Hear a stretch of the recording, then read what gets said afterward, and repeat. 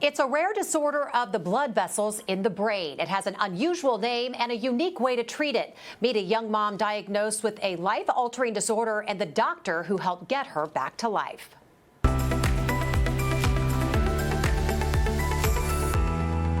And good morning. It's Tuesday, November 15th. I'm Jessica Lovell. We are live inside the Dolph C. Simons Jr. Family Broadcast Studio this morning. Today, we introduce you to a young woman who had a stroke and then was told she needed to undergo brain surgery to help prevent it from happening again and possibly taking her life. So make sure you get your questions sent in to us on YouTube, Facebook, or email those to the Medical News Network. You can find links to those there on your screen. But first, we're making our morning rounds. A Food and Drug Administration advisory panel voted to approve a two-drug combo inhaler for adults with asthma, but they rejected it for younger children. We are joined now by allergist Dr. Selena Geer. Good morning. How are you? Good morning. Thank you for having me. Always good to see you. How is this different from the current inhalers that are out there on the market? It's a great question. This inhaler makes a combination of two medications commonly used for asthma. The first is albuterol. It's a short-acting medication that is used to open the airways that are narrowed or constricted during an asthma exacerbation or during asthma symptoms. The second is budesonide. It's an inhaled topical corticosteroid that helps calm down the inflammation that drives the asthma symptoms. So this group of outside experts, they didn't support this combo inhaler for children under the age of 12. First, just tell us why that might be. So this study took patients and divided them into three groups. They used moderate to severe persistent asthmatics, so kind of the worst groups, and had them divided into these three groups that used a medium dose budesonide plus albuterol, a low dose budesonide plus albuterol, and then albuterol alone as add-on therapy. They had over 5,600 patients, and what they found was a 26% reduction in the risk of asthma exacerbations, which is fantastic for these patients who are prone to exacerbations when their asthma is uncontrolled frequently. Unfortunately, with the younger children, with the ages 4 to 11, they were only submitted to the low-dose budesonide group. In this group, they did not find the benefits outweighed the risk of using it, so it was not recommended in the younger children. So what might the side effects be? Albuterol can cause shakiness, jitteriness, and palpitations. Those symptoms are typically mild and tolerable. Budesonide is a topical steroid, so it has very little systemic side effects. Thankfully, it does cause thrush, or it can cause thrush in the mouth, which is a yeast infection. So we encourage our patients to brush their teeth, rinse, and spit after using this. So could it be on the market soon? What do we know about that, timeline-wise? I couldn't find a release date, but I would expect these medications could be released in the relatively near future, which gives us additional tools for managing our moderate to severe persistent asthmatics. Dr. Geer, thank you so much for joining us this morning. We appreciate you. Thank you. Thanks. A family history increases your risk of stroke, but so does smoking. The World Smoke Organization found someone who smokes a pack a day is 6 times more likely to have a stroke compared to a non-smoker. This happened to Jessica McClintock, who was told to stop smoking immediately if she wanted to save her life and be there for her kids. I want to live. I'm 33 years old. I have 2 kids and everything else, so. This young mom feels like she's in a nightmare and can't wake up. When I got the phone call about my little brother and then my mom, so. A nightmare that began for Jessica McClintock with the sudden loss of her mother and brother, not to COVID, but during it. Then this. After about a week, I woke up in the middle of the night and I had to have my brother take me to the emergency room because my head hurt so bad. The pain was unbearable. I wanted to commit suicide is what I wanted to do because it hurt so bad I wanted it to go away. Jessica was admitted to a Wichita, Kansas hospital. My grandma has had a stroke. With a family history of stroke. My uncle has had one. It was now happening to Jessica. If my stroke went for too long, I may not be able to drive ever again. But it was more serious than that. Jessica was transferred to the University of Kansas Health System and was met by neurosurgeon Dr. Jeremy Peterson, where she received another scare. She'd have to immediately quit her 20-year smoking habit and undergo brain surgery. I started bawling. I was like, there's no way. And then they have to cut this whole side of my head. Dr. Peterson diagnosed Jessica with Moyamoya, a rare blood vessel disorder. Moyamoya is Japanese for puff of smoke. And you can see how it gets this puff of smoke look, where it's got all these little tiny collateral vessels developing. Dr. Peterson and his team successfully performed what's called a cerebral artery bypass to untangle the blood blockage to Jessica's brain. I'm just ready for all this to be over with. With surgery behind her, she's worry-free from stroke for now. And although legally unable to drive due to eye damage from the stroke, Jessica's just happy to be home recovering where she belongs. I'm all about my kids. And please welcome Jessica's endovascular neurosurgeon, Dr. Jeremy Peterson. Good morning to you. Good morning. Good to see you. And I'm certainly nice to see that Jessica is home finally recovering, and we kind of watched her through that journey. I have to ask you, because I had never heard of Moyamoya before. Tell us what Moyamoya disease is. Yeah, so Moyamoya disease is basically an idiopathic disease process of two of the main blood vessels that go up to your head. We've got 4 of them, 2 in the front and 2 in the back. The 2 in the front get affected right as the blood vessel's going into the brain, and it starts to slowly narrow and close over time. We don't know exactly, why it develops.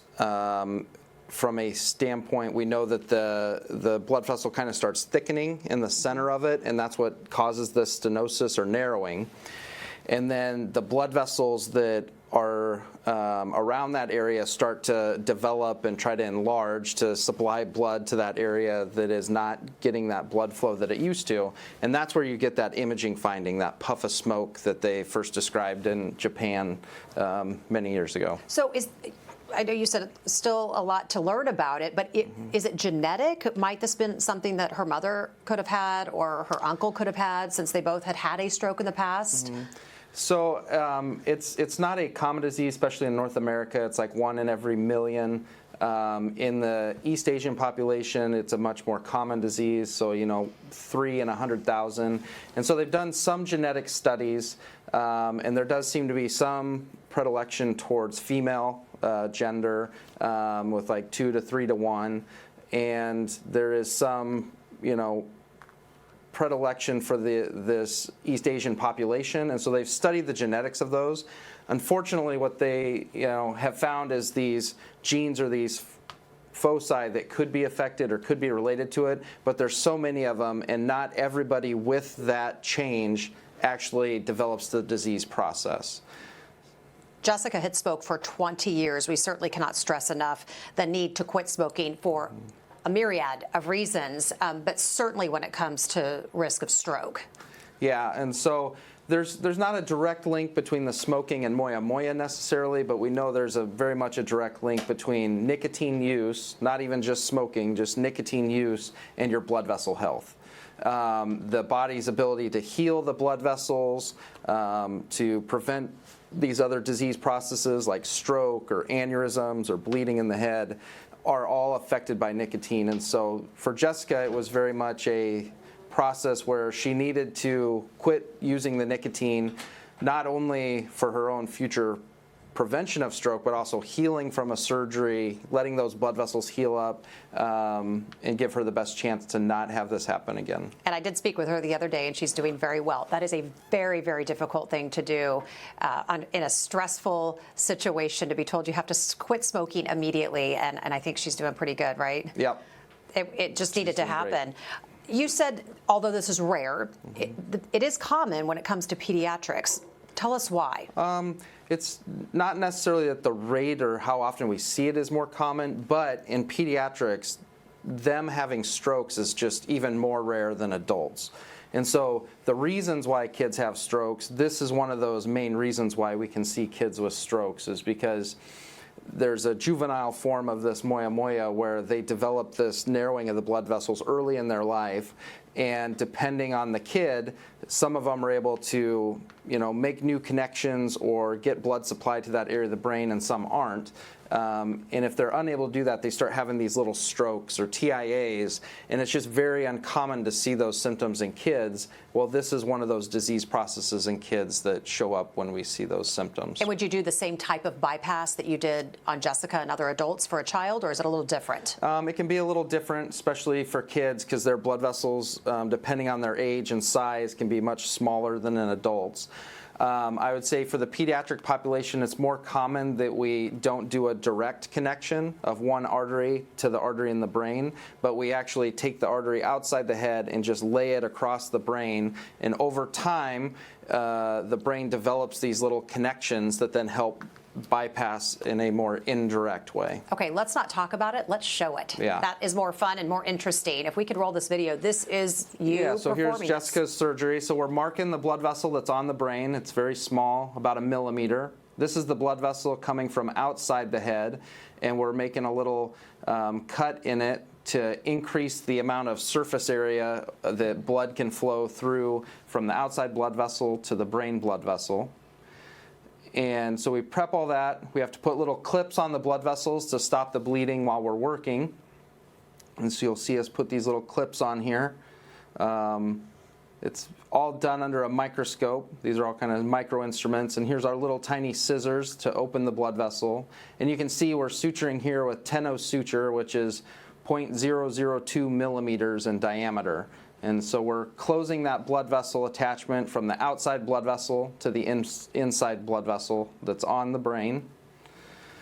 And so once this is attached, then we take those clips off and we watch the blood flow through that connection. And you'll see with our microscopes, we've got a special dye that we can give inside the veins.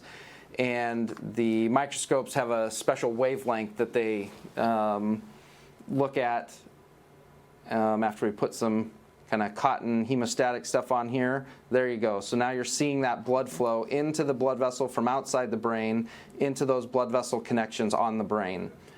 And so essentially what we're doing here is, glorified plumbing, Yes. but we're basically taking a blood vessel from outside the head, connecting it to a blood vessel on the brain that is distal to where that blockage is. So a true bypass. True bypass. Taking the highway around Yep. the problem. Yep. So we can't treat the problem directly. We can't go in there and balloon it.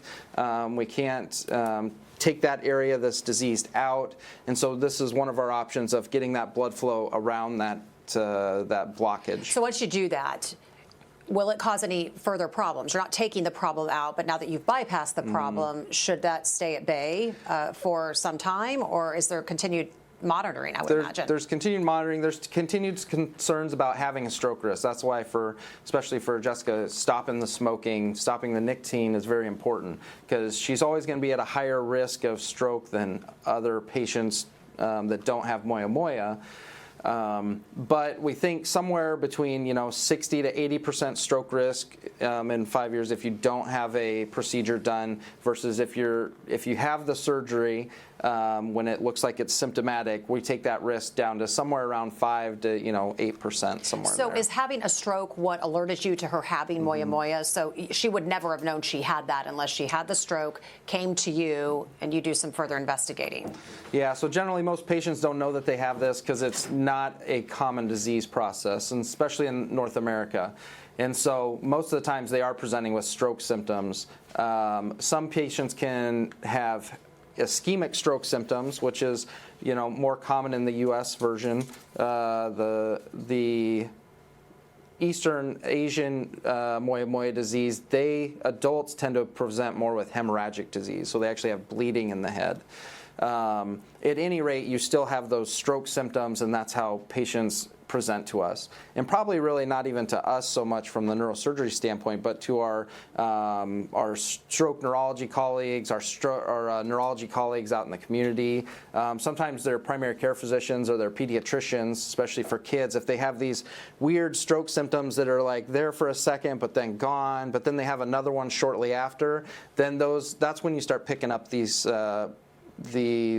on this process, and then that's when imaging is usually ordered, like an MRI, and then ultimately these patients usually all end up getting one of those angiograms with the high-definition pictures of the blood vessels of the brain that we do. We discuss AVMs quite a bit on this program. I asked you, is this anything like an AVM? And you said, not at all. Yeah. Tell us the difference so that people, we hear about blood vessels in the brain and doing bypass surgery, but they're quite different in how they present. So AVMs tend to present as a congenital lesion where the arteries are connected directly into the veins, and so you have a high flow arterial system into a low flow venous system, which again it's still just all plumbing, right? Mm-hmm. So you don't want to take a high pressure system and put it into something that's not capable of handling that. Because then what happens is that stresses out that vein and you start getting bleeding in the head. Versus this process is really where the pipes are starting to close down. So you're getting basically cloggage in the pipes and it's closing down, and so then the blood has to find another way to get to the brain. Some patients, their body does this naturally. They're able to make these connections and they don't end up having stroke symptoms.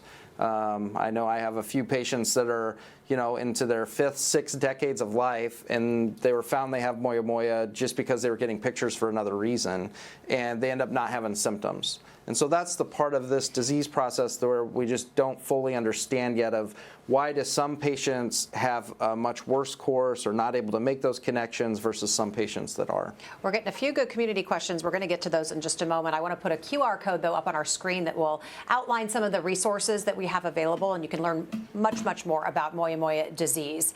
I want to take a quick check-in with Dr. Dana Hawkinson. Yeah. Find out our numbers today. We've got flu, RSV, COVID, you name it. Let's get to it. It's a cornucopia of viruses today. So for the COVID count today, we have 15 active infections, which is good. That's going down. 1 in the ICU, 0 on the ventilator, still 20 in that recovery period. And then we also have some numbers for our RSV and influenza as well. So these are for our influenza positive tests. The important thing to note here is, again, this is just PCR. If you look way down at the bottom, you can see the total number of tests. Overall, the total number of tests have gone up since 4 or 5 weeks ago. They continue to increase, as well as the percentage of positive tests, really indicating that there is significant circulation of the virus in our community. So I think that's important to note. Again, right now for admissions as well in the hospital with influenza, before we get to RSV, is 13 adults and 4 pediatric patients as of last week. Luckily, there have been no influenza deaths at this point. And then for RSV, the number continues to increase as well. You can see there the total number of tests, and we've also parsed it out by adults versus pediatrics. Obviously, we know RSV circulates quite a bit in the pediatric population, but also in the adult population. And you can see here the trends are the same as influenza. The numbers of tested continue to increase, as does the total number of positives and the percent positive as well. So again, right now we are seeing an increase in the number of positive tests that are going on, indicating a large amount of circulation. I did speak with a pediatrician yesterday.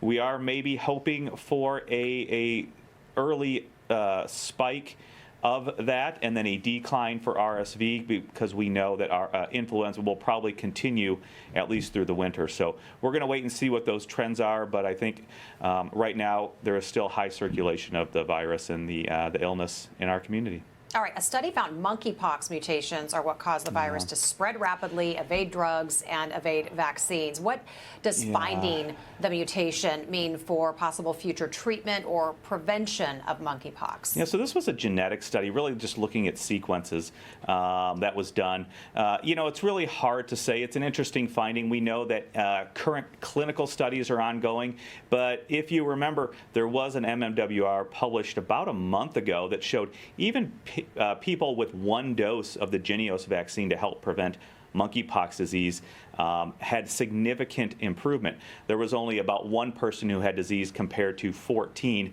who were unvaccinated that got the disease. So the vaccine still continues to provide really good protection. And right now, as far as we know, the TPOXX antiviral continues to work, but we're always looking for more. Again, we are still trying to figure out the real small points as to why this virus, this infection has taken off as significantly as it has within this spring and summer. But this is one more study just kind of looking at that information. Any reporters on the line today? Let's get to our community questions. Layla says her son has Moyamoya, and she's curious if, Dr. Peterson, if you know if KU is performing any research studies around Moyamoya or where they might be able to find information about that.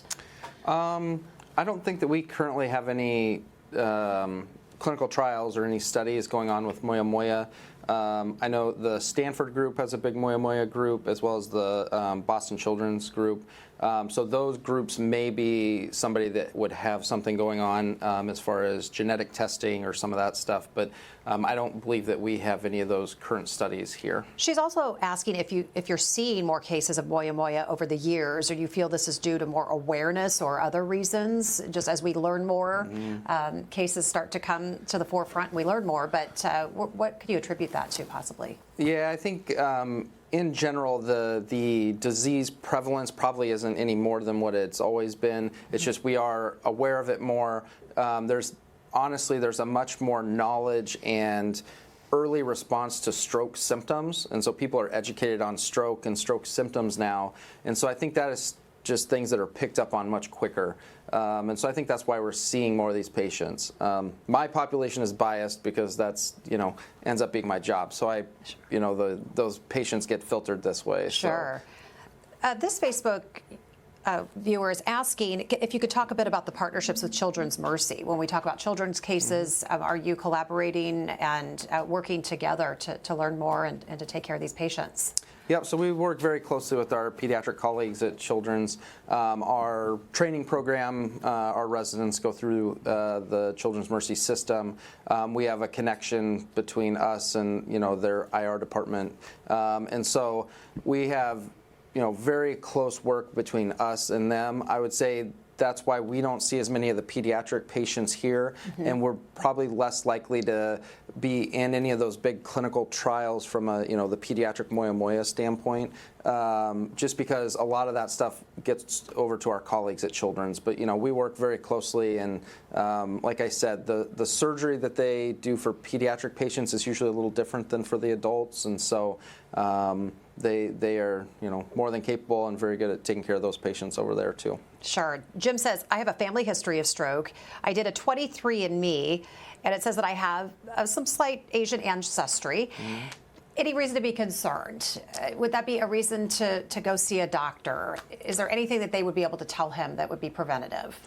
Not really, outside of just your general blood vessel health parameters. So keep a good blood pressure, stay away from nicotine, make sure your cholesterol is in good order. Those general stroke prevention mechanisms are going to be your best thing. Like I said, even in the East Asian type of Moyamoya disease, it's still only 3 in every 100,000. So it's not even that it's a extremely common disease process for them either. It's just much more than in kind of North American descent. Now, if you've had TIA symptoms or stroke symptoms that then went away, at that point, it's probably not unreasonable for some kind of screening scan like an MRI. But in general, we don't screen for Moyamoya because it's just not that common of a disease. So if you think about it, if we did 1 million MRIs, which would be extremely expensive and bankrupt, a lot of healthcare facilities, we're going to find one person that has Moyamoya. So there's some part of, we don't have a good blood test yet or anything that picks it up that is not expensive and that is, easier for the patient. So Emily was asking about screening for Moyamoya, which you just answered, but then Kathy said she's heard of a company that goes around and screens for potential strokes, so more broad stroke. Have you heard of that? Is that legit? Is that something When we say a company going Yeah. around, I don't know. Is that something you've heard of, or are we best to just go to our doc? Yeah, that's not something that I've personally heard of, but I think it'd be a good question for our stroke neurology colleagues, and we work very closely with them. So I'm gonna ask one of them the next time I see them to see if there is something out there, because it's very interesting. Now, there are some companies or processes where people get screening carotid ultrasounds to look for blockages in the neck that then could lead to stroke. So there are screening things for stroke in general that are out there, but really not specific to Moyamoya that I'm aware of. You mentioned this earlier. Kim is just jumping on and asking if Moyamoya is hereditary. So there are some hereditary connections. So we know that there's a Moyamoya connection with things like sickle cell anemia. So those patients can have a higher risk of having this. Down syndrome, neurofibromatosis type 1.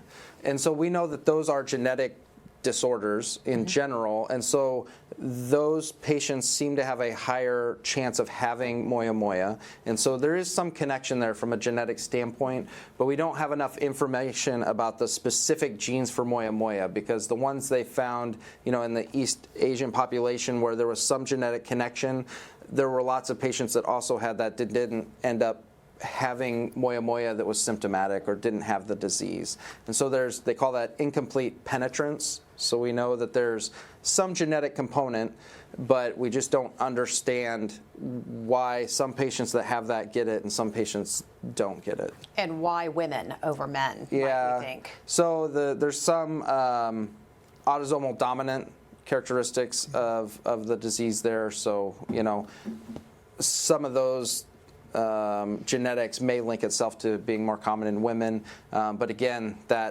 the penetrance, even if you have it, doesn't mean you'll have the severe form or a less severe form, and so that's the part that we just don't have linked yet. Great conversation. Such good information about stroke and the prevention and just better understanding it, taking care of your own health. Let's get to our final thoughts. Dr. Peterson, what should we know today? I think that's it. You just need to, keep yourself healthy. Try to get away from nicotine if you can. Go to your yearly primary care doctor's visits. That's probably the most important thing you can do for your health, because they can check those labs. They can, make sure that your cholesterol's in order. Make sure you're on the newest medications. If you've got asthma and you don't know that there's a new medication out there, those are really the frontline providers that help keep everybody healthy. So. Thanks for being with us today. Thank you. Always good to see you. Dr. Hawkinson, final thoughts. Yeah, again, we know these respiratory viruses are circulating. It's never too late to get up to date on your vaccines. If you haven't received influenza vaccine yet this year, please go get it. Get your loved ones and your family vaccinated. And if you are meet that criteria for the COVID booster, also go get that as well. All right. Thank you all so much for being with us today. You can catch our updates anytime by logging back onto Facebook, YouTube, and Twitter. Have a great day, and we'll see you back here tomorrow at 8. More than 900,000 people call rural Kansas home. It's a growing population that relies on 98 community hospitals who deliver babies, provide emergency and other care. I'm Jessica Lovell. Join us for the next Open Mics with Dr. Stites to hear from medical experts prepping for an important meeting on workforce and financial challenges of providing rural health care. Subscribe to our morning medical update and Open Mics with Dr. Stites podcast. Now, everywhere podcasts are available.